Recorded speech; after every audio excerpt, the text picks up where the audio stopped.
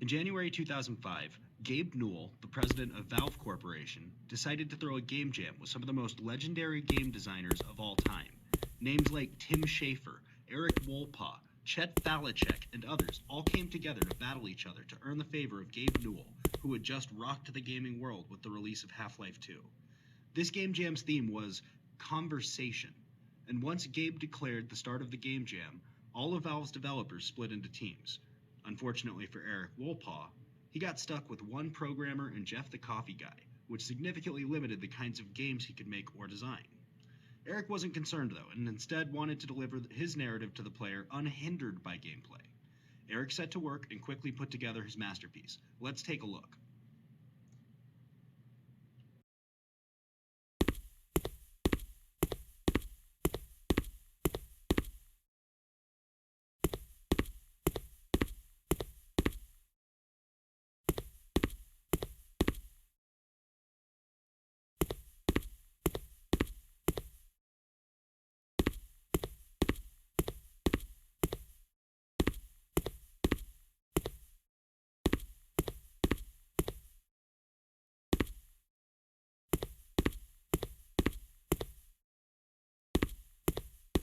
And here's a visual joke.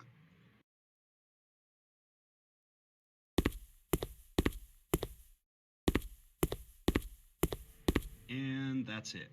So, you walk into the final door and voila, black void.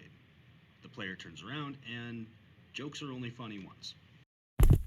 Eric was the first to finish his game, so he ran to Gabe's office to show off his work. Gabe Newell played it, but was surprisingly disappointed.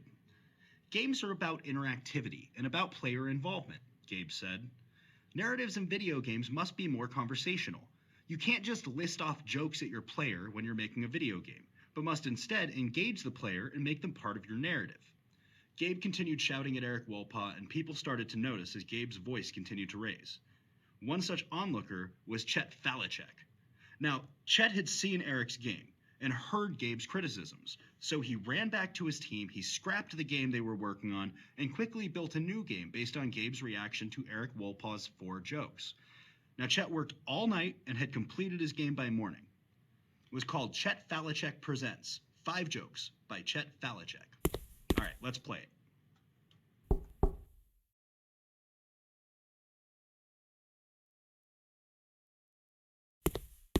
Yeah, I know. It's a knock-knock joke, but just think about it for a minute. This is exactly what Gabe must have been looking for. This was a conversation, an interaction that could not exist without the player's participation. This is what a game narrative is supposed to be, a conversation between a developer and a player.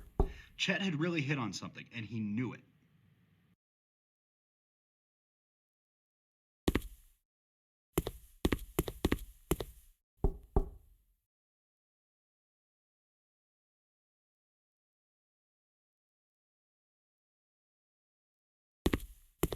And the player turns around.